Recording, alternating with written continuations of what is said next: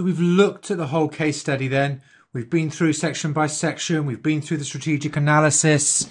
So what's going to come up on exam day? Well, wouldn't it be nice if we knew precisely? Now, interestingly, I'm really not a great fan, typically in exams, of trying to predict what's going to come out. I do find in most of the SEMA exams that actually the reality is you can guess, but actually most of the time you're nowhere near. I know many people who guess, many organisations that put their tips forward, and very often it's really just real guesswork, to be honest with you. But T4 is actually quite different. And for the last 2 sittings, I've produced my top 10 most likely issues. And it's actually surprised me just how accurate I've been.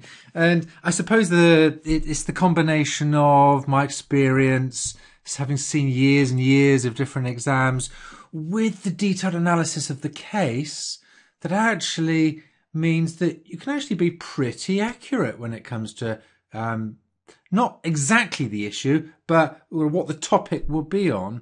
And so that's really useful, because that means that you can start to think about that topic, practice issues around that topic.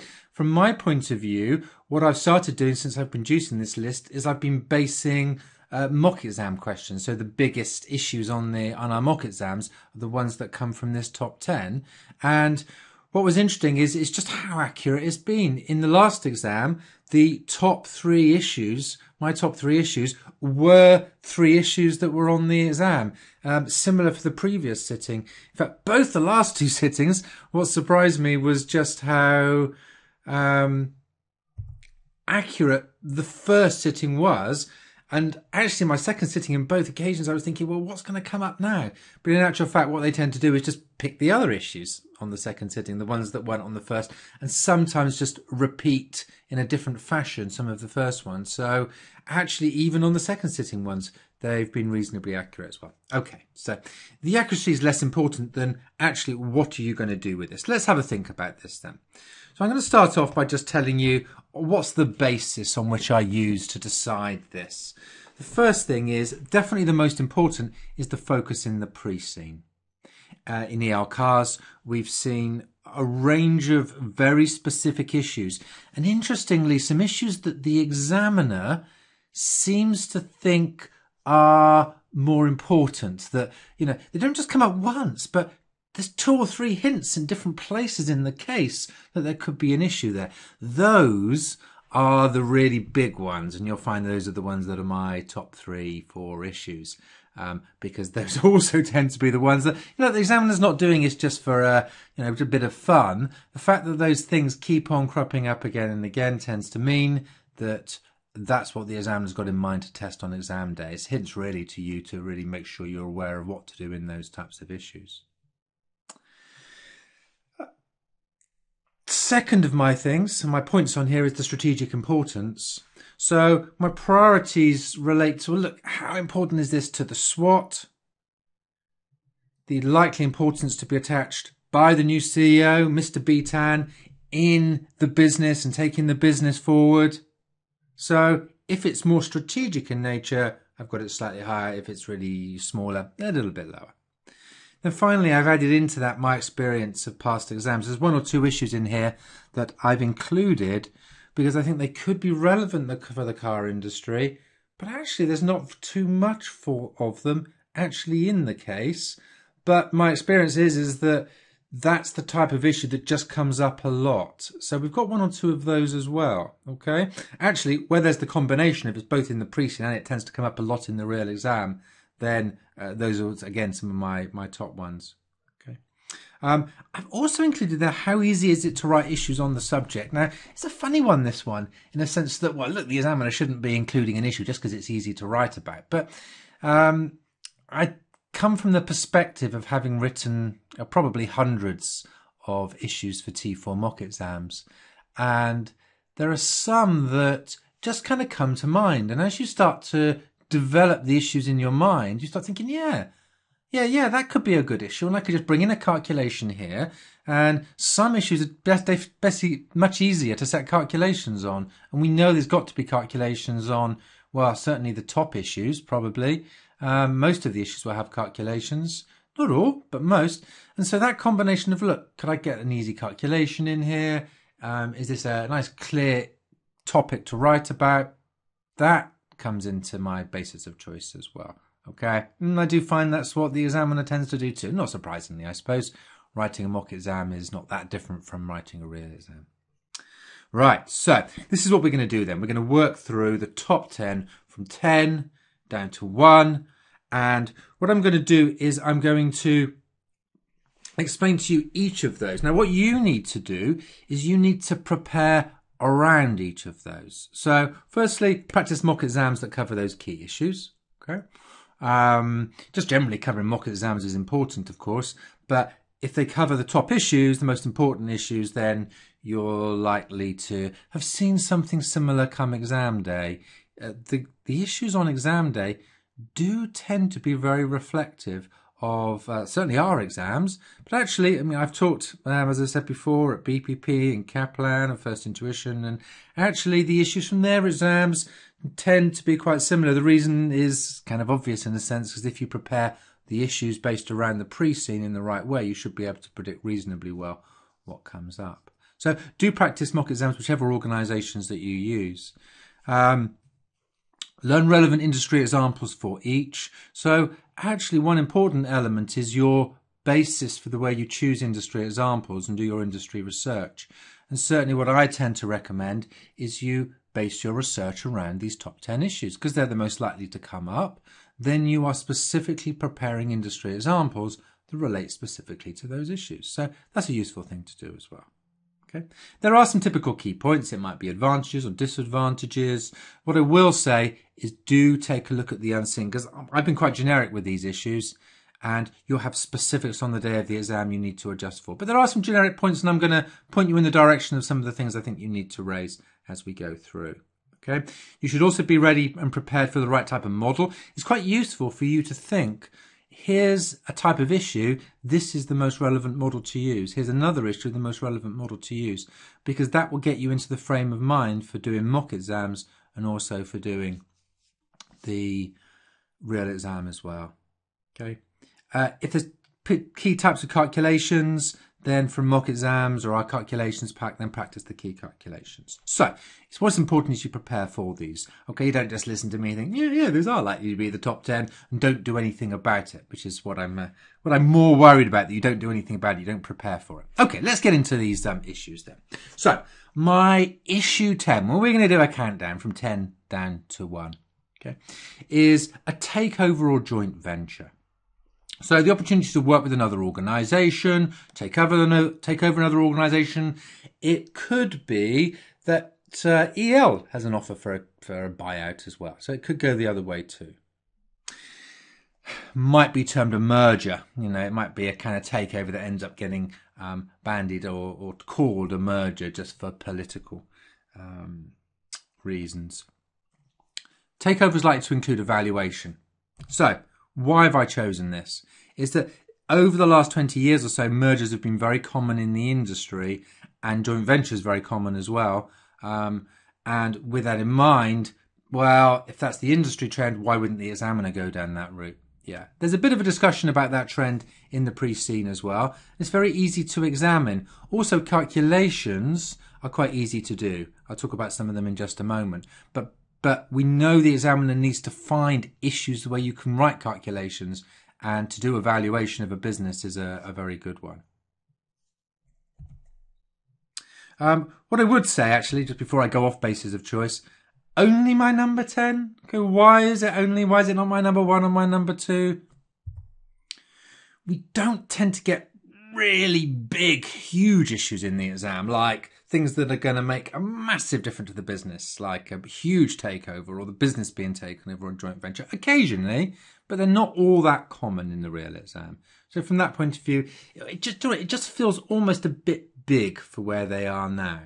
A joint venture might not be quite as big, particularly if it was just over some technology, but that's why I've got it as number 10. I still think it's a likely issue, but it's just maybe not quite as likely as some of the others. Okay.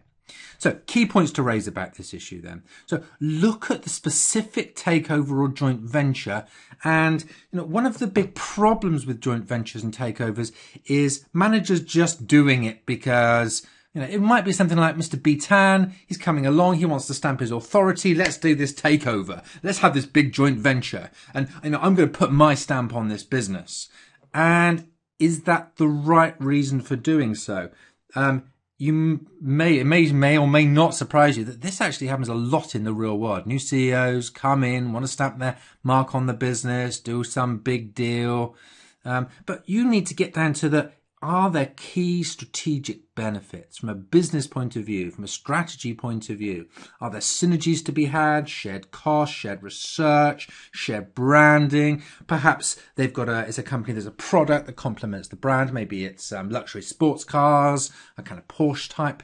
VW bought Porsche recently, so that could be the kind of issue. In fact, there could be an issue to raise is that kind of industry example. So make sure it's strategically right and there are clear benefits. What sort of models can you use then? Now, typically, if there's a yes/no, should we do the takeover or not? Should we do a joint venture or not? The typical model you use then to analyze your issue is suitability, acceptability, feasibility, Johnson & Scholes, and that would be a very useful one to use in this case. You could put it into the Ansof's matrix and then consider the levels of risk. So you could decide perhaps it's a way of entering a new market by buying a company in that market. Perhaps we want to go to China and we buy a Chinese car manufacturer, that kind of thing. So then you can consider, well, that would be a medium risk kind of strategy.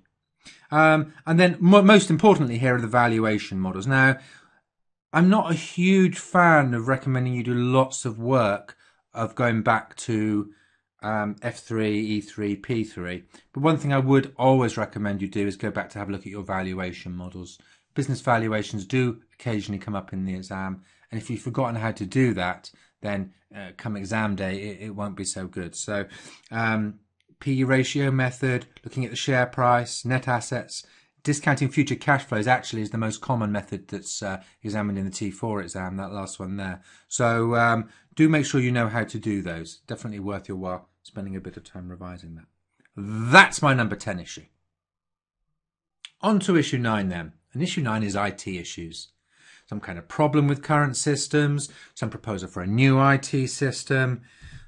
This is the reason I've got it in my top 10, is one of the most common questions in past exams. We regularly see IT-based issues, they're often on there. We also know it's a critical success factor in the car industry. Robotics, automated production, enterprise resource planning systems like computer-aided, like SAP and Oracle, computer-aided design, manufacturing requirements planning too, e-procurement. Manufacturing requirements planning too, by the way, that's production planning system combined with a purchasing system so that they're all interlinked. And it's very important in just-in-time systems to have some kind of linked production purchasing system. With that in mind then, I do think that IT is a possibility for the exam. The only thing that brings it down for me is there's not a huge discussion of it in the Preseen, which really surprises me. Can't really understand why. We do know that systems are critical to are key to their success, as opposed to staff. But I just wonder why we've got not so much discussion. Maybe that means the examiner is not quite so worried about it in this sitting than in previous ones. So that's the reason it's only number 9 rather than one of my top issues. If there was more of a discussion, I'd definitely have it up there at the top. So if you do see an IT-based issue, then here are some things to think about. It's the systems rather than the staff that are key to their high-quality production. And with that in mind, then IT becomes very, very important. It's a critical success factor in the industry, therefore significant investment would be fine. We know they've got billions of available cash. Some of that money spent on the highest quality IT systems is not unreasonable. So if you get a proposal, maybe you have to do an MPV, something like that, probably a reasonable investment to put money into new IT. Just watch out with IT investments. They often take longer than expected. They can be very expensive, often requiring external consultants to use their expertise. Often they go wrong, and with that in mind then, they are often not without problems, so do mention that as part of your analysis. Types of models you can use then, again, SAF, suitability, acceptability, feasibility. Is the IT system suitable? Is it acceptable? Is it feasible? Johnson Scholes model, that's a useful one to use if they're saying do it or not. ANSOF, IT systems would typically be existing market, existing product. And that's nice and straightforward because that box means relatively low risk. Now, there are always risks with IT systems, but strategically, compared to some of the other boxes on the matrix, it's low risk. So you can put it in that box saying it's a comparatively low risk strategy compared to some other strategies that could be pursued. Finally, generic strategies. Remember, the basis of success for EL is quality. And if the IT systems are going to help to enhance that in some way, great. It might also help to reduce costs and create efficiencies, which is also a good thing too. But from a differentiation point of view, IT could definitely support that. So you could bring in ported generic strategies talking about differentiation. Issue 8 then is governance. We know that they need more governance here. Mr. Aitan, the original CEO, he ran the business really as his own toy in effect, although I'd have to say he ran it extremely well. He's now left, and his whole autocratic style, well, that's likely to have changed because Mr. Bitan, his son, completely different person, doesn't have the skills. If I was an institution, I'd be a bit worried about Mr. Bitan's appointment. And we know there's 45% shares owned by institutions. I wonder if they would therefore be thinking we need more governance. The fact that there are governance weaknesses in this case means that it's one of the bases for my choice. There's no chairman, as far as we know, no non-executives, as far as we know, too much power to Mr. Bitan and his advisory committee. I'd be a bit worried if I was an institution having lost Mr. Aitan. And with that in mind then, I think it's a possible issue.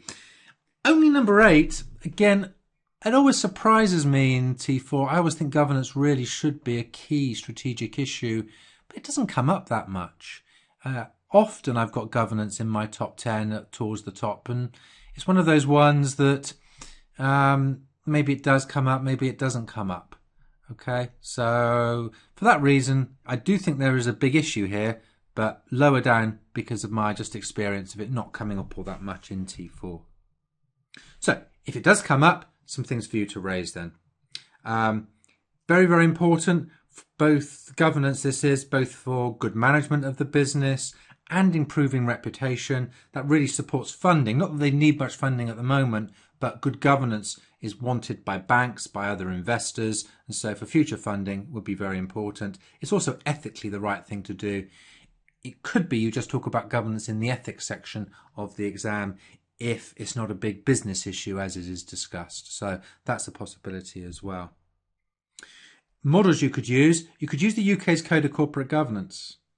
But they're not a UK company, I hear you tell me. They're not a listed UK company. They don't have to abide by that one. No. But we use the UK's Code of Governance just as a good example of strong governance principles. And so you can go back, look at the strategic analysis where I went through most of the key points in the Code of Governance and what they were or weren't doing, or what we simply don't know about. Okay, so that would certainly be something that you could use. Mendelow's matrix, remember the stakeholder mapping matrix would be a really important one here. Mr. Bitan and his advisors are key players. Institutions we typically think of as being in the keep satisfied box on Mendelow's matrix, as in as long as we pay them a good dividend, we give them information about the business, have regular meetings, we keep them happy, they don't interfere too much, and that's where we want them to stay. And so maybe they're unhappy and they're starting to become a key player. Hard to say, but it's worth bearing that in mind as well.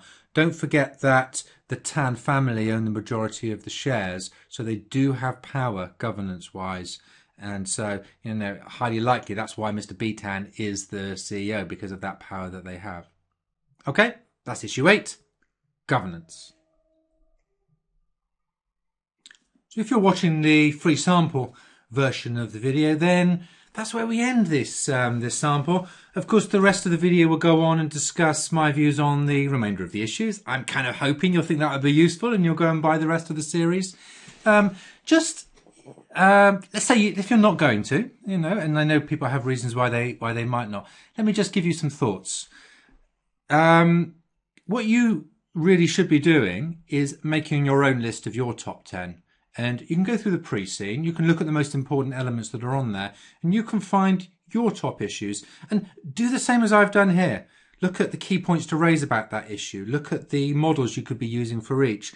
And that will then help you prepare for when you come to do your mock exam. So, as I say, I'd love it if you went off and thought it was really useful and bought the rest of the video series. But if you don't, do go through and do that. I think you'll find that really useful when it comes to the exam. And also just remember that this video series, this is video 9 in a 9 series group of videos where we go through each of the different sections of the exam, really breaking down the exam, and I give you all my advice and guidance and commentary and thoughts on the ELCARS case study. I also on video 8 do my full strategic analysis, and I give you again my thoughts on the business's strategy. I also tell you where I think the business should go going forward, which I think is a key factor in you deciding on the day of the exam how you're going to pitch your views of the unseen issues as well. So hopefully lots of good stuff in there, and I hope that you will go on and buy that. If you don't, and I don't talk to you again, then I do wish you the best of luck in your exams. I will say to you, the key to passing this exam is practice. Get a good report format, practice your time management. Time management is the biggest problem. If you look at the reviews from students that have taken past exams, look on our website, and I send stuff out in the newsletter as well, you will find just everyone has problems with time management. So if you can master your time management by practicing mock exams, working really quickly, mastering your report format so you do that really well, so you finish and complete your script on the day of the exam. That is your biggest goal, is to complete your script. Completing your script is more important than the quality of the script. Okay, it sounds an odd thing for me to say, I know, that both are important, but most people tend to focus just on quality, then they don't finish. If you don't finish, you won't pass. Well, you might pass, but most people don't pass when they don't finish. So a fully completed script is your goal. Okay, so that's just my little bit of finishing up guidance to you as you go through and do your studies. And best of luck.